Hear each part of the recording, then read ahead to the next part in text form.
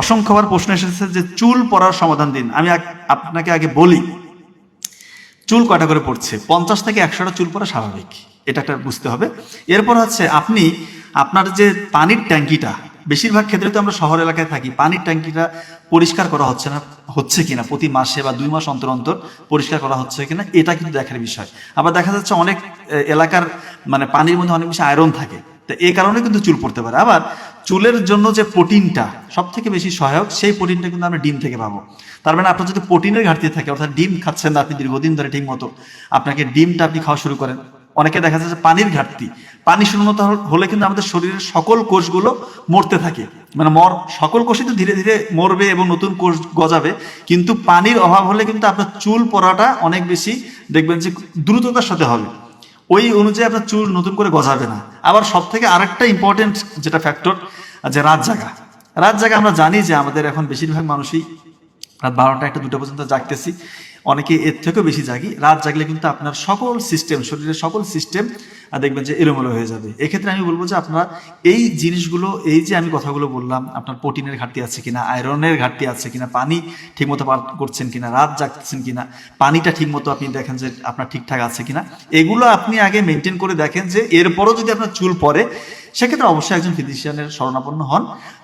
সেক্ষেত্রে দেখতে হবে যে এখানে ড্যান্ড্রাফ আছে কিনা, বা অন্য কোনো আপনার বংশগত কারণ আছে কিনা, বা থাইরয়েড হরমোনের কম বেশি হলো কিনা, এগুলো দেখার পর আপনাকে প্রপার যদি ট্রিটমেন্টটা দেওয়া যায়, ইনশাল্লাহ চুল পড়া অনেকাংশে কমে আসবে। আর তেলের বিষয়টা বলি, মাথায় কিন্তু অবশ্যই তেলটা দিতে হবে। তেল দিলে কি হবে, চুলের যে রুক্ষ ভাবটা, এই যে রুগ্ন চুলটা ফেটে যায়, এটা কিন্তু কমে আসবে। চুলটা পুষ্টি পাবে, সতেজ থাকবে।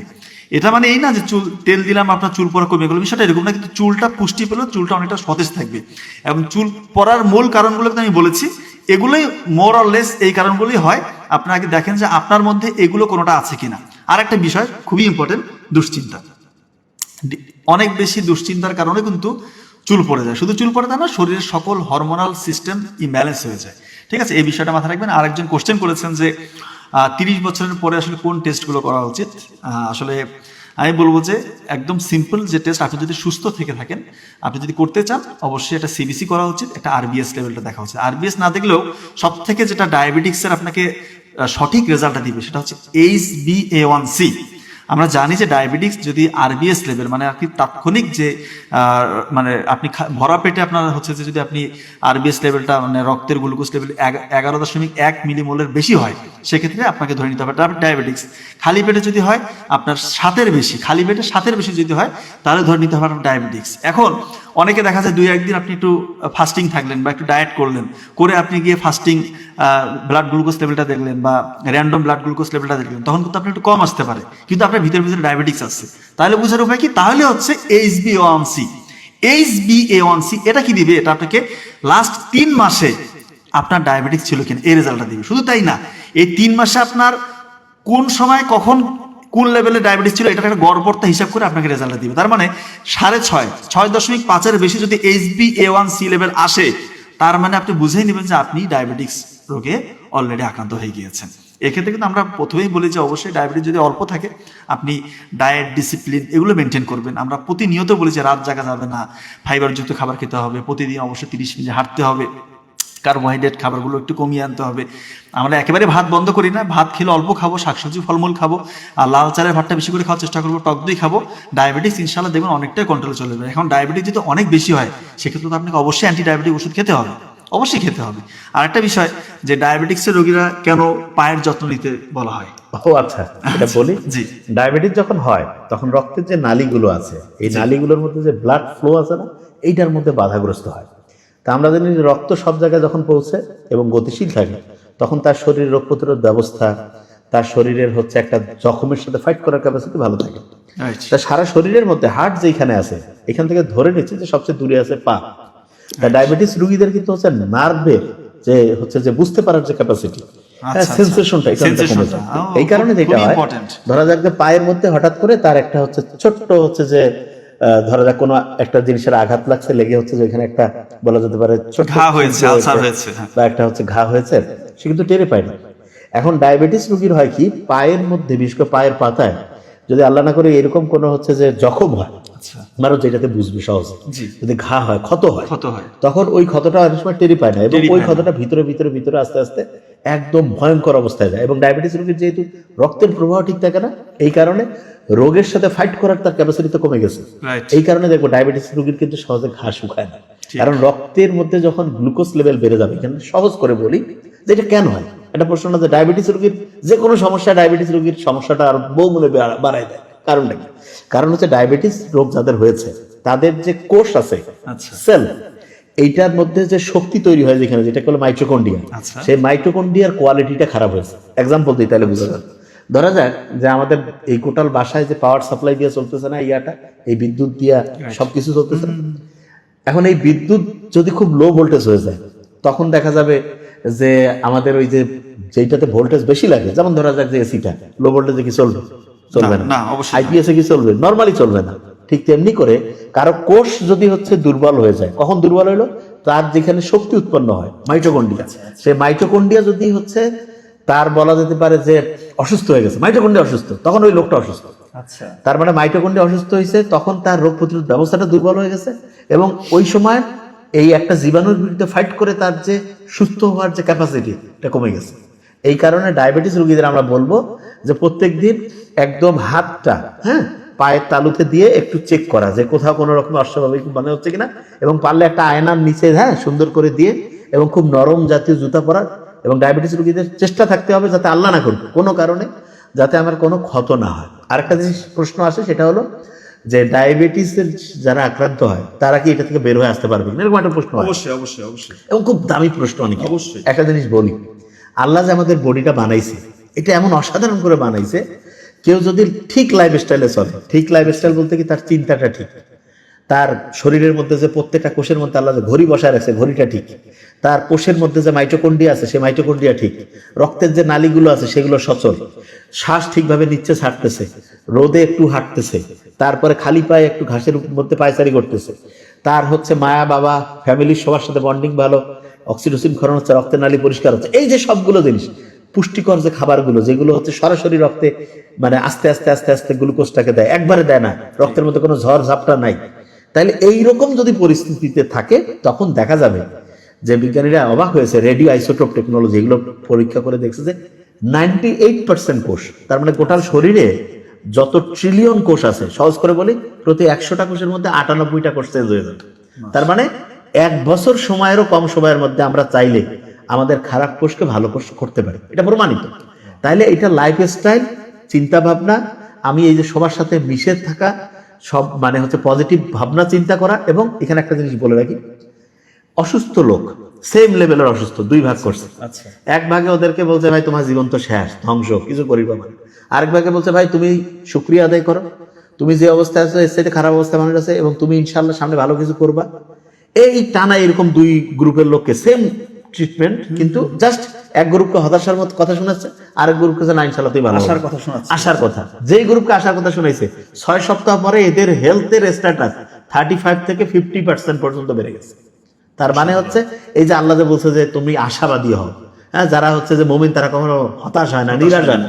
মানে কি, যেই রোগে হোক, দুনিয়াতে আল্লাহ সব কিছুরই বলছে এমন কোন রোগ নেই যার কোনো চিকিৎসা নেই, আমরা আবিষ্কার করতে পারিনি, এজন্য আমরা জানি না। আগে মানুষ ডায়রিয়া কলেরায় লাখ লাখ লোক মারা যেত, ওটার নাম ছিল ওলা বিবি।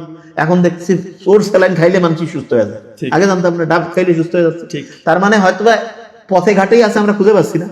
কারণ অনেকের মাথায় ভাই বিজ্ঞানীরা কাজ করতেছে, আল্লাহ তো কইছে যে অণু পরমাণুর মধ্যে কি ঢুকে রাখছে আমরা বের করতে পারি। তার মানে একটা লোক অসুস্থ থেকে সুস্থ হইতে পারবে। এবং যেটা সবচেয়ে গেম চেঞ্জিং, সেটা হলো যে কোনো পরিস্থিতি আল্লাহ যদি চায় এবং সে যদি চিন্তা ভাবনা ঠিকভাবে করে, তাহলে বছর খানিকেরও কম সময় তার শরীরের 98% কোষ চাইলে আল্লাহর রহমতে একদম চেঞ্জ হয়ে যেতে পারে। এটা অসাধারণ একটা ব্যাপার। ওকে, এটা একটা মোটা দাগে একটা কথা। এবং তার মানে হচ্ছে একটা লোকের কখনোই হতাশ হওয়া যাবে না যেই পরিস্থিতিতে আছে, যেই পরিস্থিতি। এবং আমরা আমাদের ডক্টরদের কাজে হচ্ছে যে কোনো রোগের পজিটিভ দিকটা, যে ভাইয়া তোমার এই রোগ হয়েছে, মনে করো একজনের ডায়াবেটিস হয়েছে, ঠিক আছে, আপনি ডিসিপ্লিন হয়ে যান, আপনি এখন থেকে একদম নিয়মের মধ্যে চলেন, আল্লাহ চাচ্ছে আপনি নিয়ম। এই যে অনিয়ম করলে আমরা চত্থাপ্পর মারি না, ডায়াবেটিস হচ্ছে এরকম অনিয়মের কারণে চত্থাপ্পর শুরু হয়ে গেছে, ঠিক আছে, এইটা হচ্ছে ঠিক।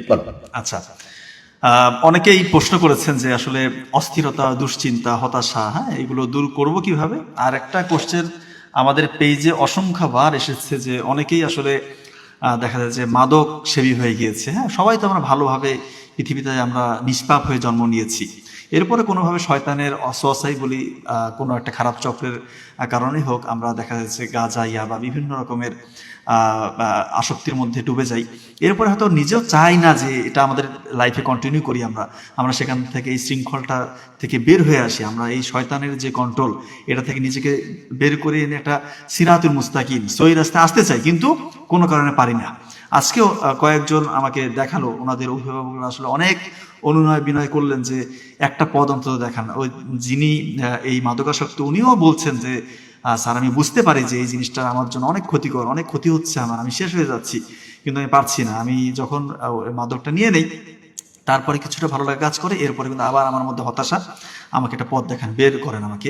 অভিভাবকরা আসলে বলতেছে যে আসলে আপনার জন্য আমরা মন খুলে দোয়া করবো, আর কিছু করতে পারবো না, মন খুলে দোয়াটাই আমাদের দরকার, কিন্তু একটা পথ চাচ্ছে। আসলে যারা আমাদেরকে দেখিয়েছেন তাদেরকে তো আমরা যে পরামর্শগুলি দিয়েছি, কিন্তু এখন আমি এটা নাবিল ভাইয়ের কাছে প্রশ্নটা রাখতে চাই, আসলে কি করা যেতে পারে আসলে এই মানুষদের জন্য, আসলে কি করলে পরে দুইটা কোশ্চেন এখানে, যে অভিভাবকদের আসলে কি করা উচিত যেন তাদের সন্তানরা যখন 12, 13, 14 বছর, যেই বয়সটা সব থেকে আমি বলবো যে ভয়ঙ্কর, এই সময়ে আসলে তাদেরকে কিভাবে তাদের দেখভাল করলে পরে, নজরদারি করলে পরে তারা পথভ্রষ্ট হওয়ার চান্সেস কমে যাবে।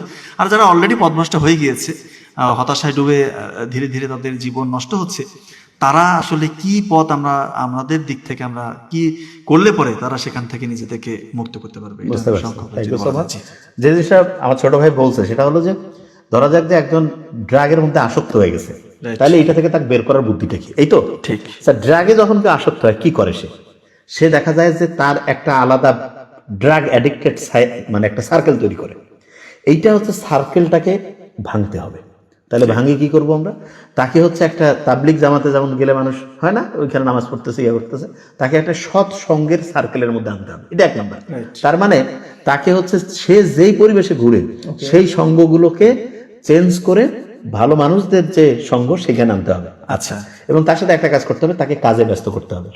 মানুষ যখন কাজে ব্যস্ত থাকে, মানুষ যখন একটা জীবনের উদ্দেশ্যের সাথে একটা কাজ পরিশ্রম দিয়ে করে, তখন দেখা যায় আল্লাহর রহমতে তার ওই যে নেশার যে ভাবটা এটা অনেকটা কমে। তার সাথে কিছু ওষুধ আছে সেটা তো জানি, কিন্তু খেয়াল রাখতে হবে যে হতাশা, জীবনের কোনো উদ্দেশ্য নাই, বেকারত্ব, তারপরে হচ্ছে যে জীবনে কি হইলো কিছুই পাইলাম না, এইগুলো থেকে কিন্তু মানুষ আস্তে আস্তে একবার দুইবার করে নিয়ে শুরু করছে, তারপরে দেখা যাচ্ছে এই চক্রের মধ্যে ঢুকছে। এবং এখানে একটা জিনিস বলে রাখি, অভিভাবকদের যে জিনিসটা মাথায় নিতে হবে সেটা হলো যে দেখেন যে আপনার সন্তানকে আপনি যদি একবার ওই চক্র থেকে বের করতে পারেন, বের করার পরে তাকে এই জিনিসটা বোঝাতে হবে যে দেখো যে একবার যে হচ্ছে যে ওই ড্রাগটা নেয় তখন তার ব্রেনে কিন্তু ডোপামিন ক্ষরণ হয়, বহুগুণ ভালো লাগার অনুভূতি হয়, সে জানে কিন্তু খারাপ, কিন্তু নির্দিষ্ট লেভেল পরে নির্দিষ্ট সময় পরে ওই ডোপামিনের জন্য তার শরীর উৎসুস করে। তাকে বুঝাইতে হবে যেই সময় এরকম মানসিকতা হয় ওই সময় যদি একটু সে এক্সারসাইজ করে, ওই সময় যদি একটু হাঁটাহাঁটি করে, কোনোভাবে ওই সাইকেলটা যদি ওই সময়টা যদি একটু কষ্ট করে, একটু কষ্ট হবে কিন্তু যদি সে ধৈর্য ধরে, ধরা যাক যায় যেই সময় আমাদের ঘুম ধরে ওই সময় না ঘুমাইলে দেখা যায় না বেশ কিছুক্ষণ আর ঘুম ধরে না, যে সময় ক্ষুধা লাগে ওই সময় যদি আমি খাবারটা না খাই দেখা যায় না কিছুক্ষণ পর ক্ষুধা মরে যায় মানুষ বলে। অবশ্যই এইরকম করে ওই যে ড্রাগের যে নেশা এটাও মেরে ফেলা যাবে। যেই সময় খুব মন চাচ্ছে, কষ্ট হবে, এটাই সত্যি। কারণ কি ওই সময় ডোপামিনটা তো হচ্ছে যে ওই অনুভূতিটার জন্য হচ্ছে আকাঙ্ক্ষাটা অন্য লেভেলে চলে যায়। এই জন্য ওই কষ্টটা তাকে স্বীকার করতেই হবে, করে তার ওই ভবিষ্যৎটা চিন্তা করতে হবে, আমি যদি এটা থেকে বের হইতে পারি তাহলে জীবনটাকে অসাধারণ হইতে পারে। এই চিত্রটা তাকে এটা দেখি আসলে বের হওয়া সম্ভব কিনা। 100% সম্ভব। বহুজন মানুষ সারা দুনিয়ার মধ্যে এটা থেকে বের হয়েছে, তবে এটা থেকে যত মানুষ বের হয় দেখা যায় যে সঙ্গ দোষে, একাকিত্বে, বিভিন্ন ফ্রাস্ট্রেশন আবার চলে যায়। তো এই জন্য এখানে একটা ঘটনা বলি, এটা সম্ভবত দ্বিতীয় বিশ্বযুদ্ধের ঘটনা। দ্বিতীয় বিশ্বযুদ্ধে আমেরিকার বহু সৈন্য তারপরে দ্বিতীয় বিশ্বযুদ্ধে, এবং এটা ভিয়েতনাম ওয়ার, সম্ভবত এই দুইটা একটু দেখে নিতে হবে, আমার মাথায় এখন আসতেছে যে ওই সম্ভবত ভিয়েতনাম যুদ্ধে আমেরিকার সৈন্যরা তো বহুদিন যুদ্ধ করে বিধ্বস্ত, তারা যখন এখানে আসলো দেখতেছো আল্লাহ এদের মধ্যে বহু পার্সেন্টেজ, একজ্যাক্ট পার্সেন্ট আমার খালি কিন্তু হিউজ, তারা হচ্ছে যে ড্রাগ অ্যাডিক্টেড হয়ে গেছে একদম। সৈন্য তারা ড্রাগ অ্যাডিক্টেড কেন? কারণ জীবনের কোনো মিনিং খুঁজে পায়নি। কি হবে, যুদ্ধ করতেছি, হাঁটতেছি, মরতেছি, লোক শেষ। তখন তাদেরকে কি করলো যে এখানে নিয়ে এসে তাদেরকে কমিউনিটি ওয়ার্কে লাগাই দিল।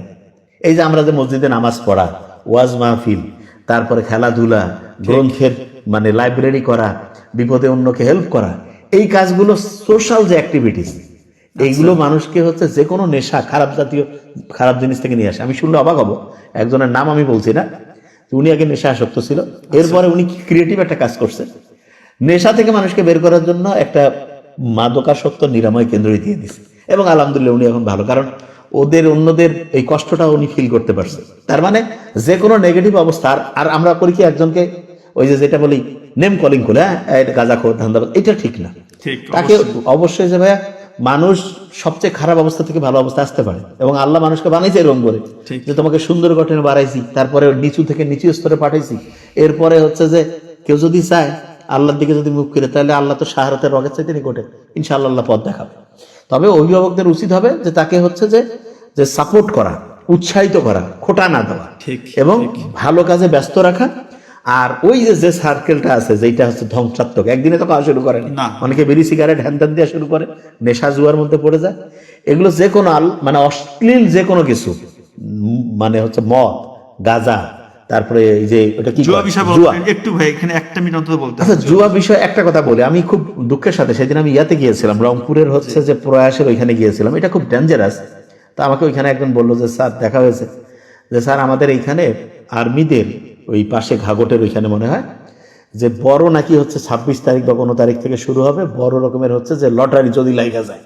আচ্ছা আচ্ছা। তো এর আগেও নাকি হয়েছে এলাকার বিভিন্ন যে গরিব মধ্যবিত্ত যারা, এরা লোভের পরে দেখা যায় যে ওই যে যা কিছু আছে বিক্রি করে লটারির টিকিট কিনে।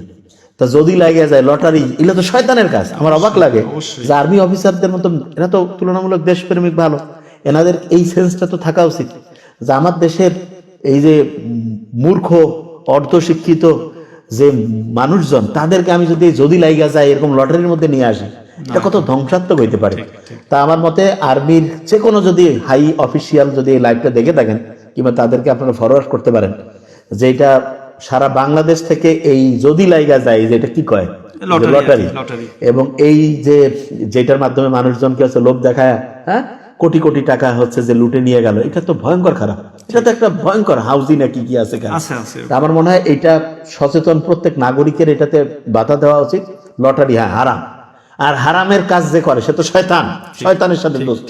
তাহলে এইটাতে আমার মনে হয় প্রত্যেকের হচ্ছে যে এটাতে বাধা দেওয়া উচিত। এবং আমরা যারা আর্মির অফিসার আছেন তারা এটা চিন্তা করেন কিনা আমি জানি না, ওনাদের এটাতে হচ্ছে যে সত্যিকার অর্থে পরকালের কথাটাও চিন্তা করা উচিত। আমি এটার ক্ষমতা পেয়ে যদি আয়োজন করি, সবাই না অবশ্যই যারা এটা ইনভলভ আছেন তারা, এবং অনেক অফিসার নিশ্চয়ই এটা চায় না, হয়তো যারা চাচ্ছেন তাদের সাথে এটা হয়তো অনেক সময় মিসআন্ডারস্ট্যান্ডিং হতে পারে।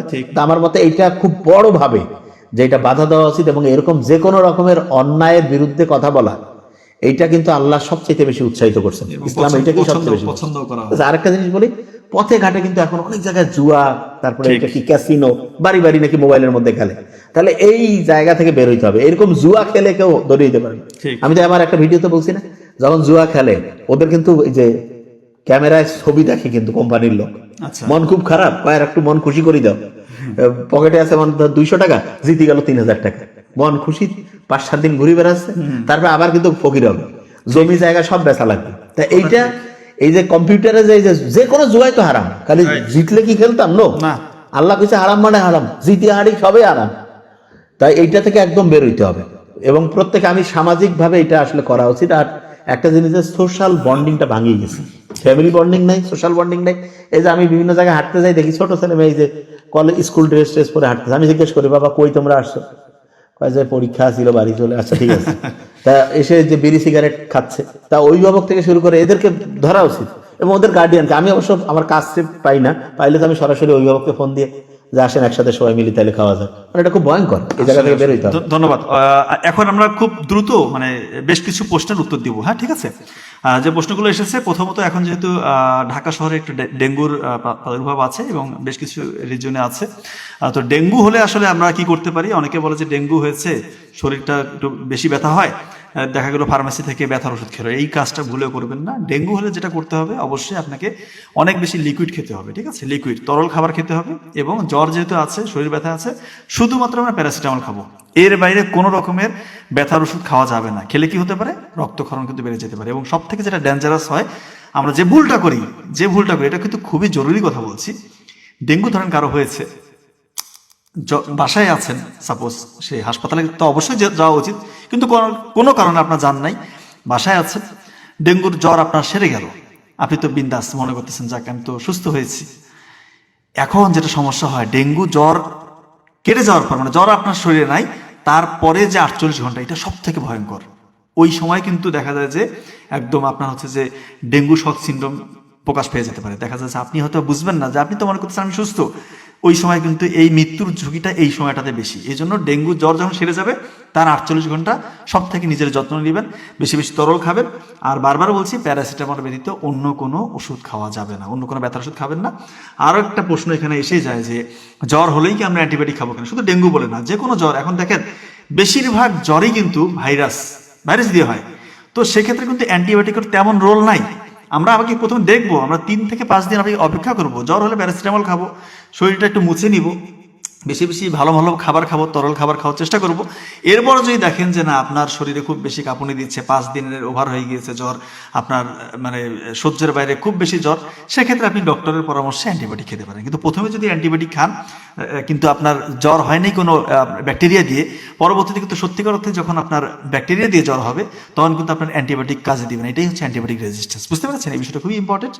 আর একজন প্রশ্ন করেছেন যে ডায়াবেটিক্স যে নিয়ে তুমি যখন বলতেছিলে ভাই, তখন একজন প্রশ্ন করেছে ডায়াবেটিস হলে কোনো ফল খাওয়া যাবে কিনা। আসলে ফল খাওয়া যাবে, কিছু ফল, যেমন 1 নম্বরে বলবো আমাদের দেশি পেয়ারা, এটা 1 নম্বর, এটা আপনি খেতে পারবেন। আর এছাড়া কমলা খাওয়া যেতে পারে, কিছু ক্ষেত্রে নাশপাতি, আপেল যেগুলো হচ্ছে দেখবেন যে স্বাধীন বলতে আমি যেগুলো মিষ্টি নাই, এই আপেলগুলো আপনি খেতে পারেন। আর প্রশ্ন এরকমও এসেছে যে খেজুর, তারপরে হচ্ছে যে আপনার পাকা আম, পেঁপে, এগুলো খাওয়া যাবে কিনা। হ্যাঁ, এগুলো আপনি খেতে পারেন যদি ডায়াবেটিস আপনার কন্ট্রোলে থাকে অল্প পরিমাণে, কিন্তু কখনোই এটা জুস করে খাওয়া যাবে না। জুস করে খেলে কিন্তু খুব দ্রুত আপনার ব্লাড গ্লুকোজ লেভেলটা বেড়ে যাবে। আর একটা কোশ্চেন এসেছে এরকম যে আমার দেখা যাচ্ছে যে ওজন হচ্ছে যে আমার বেশির কারণে আমার কোমর ব্যথাটা বেশি এবং হাঁটু ব্যথা বেশি। আমি একটা কথা বলি আপনারা, হাঁটু ব্যথা এটা বেশিরভাগ ক্ষেত্রে কিন্তু বেশি ওজনের কারণে হয় এবং লাইফস্টাইল।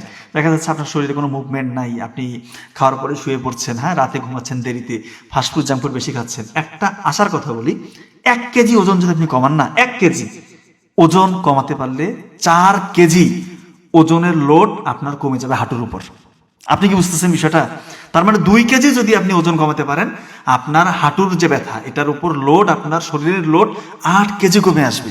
কতটা ব্যথা কমবে, বুঝতে পারতেছেন? তো এই বিষয়গুলো আমরা অবশ্যই মাথায় রাখবো। এই জন্য আমরা যে ওজন কমা, আসলে স্পেসিফিক কোনো জায়গার ওজন কমানো শরীরের সম্ভব হয় না।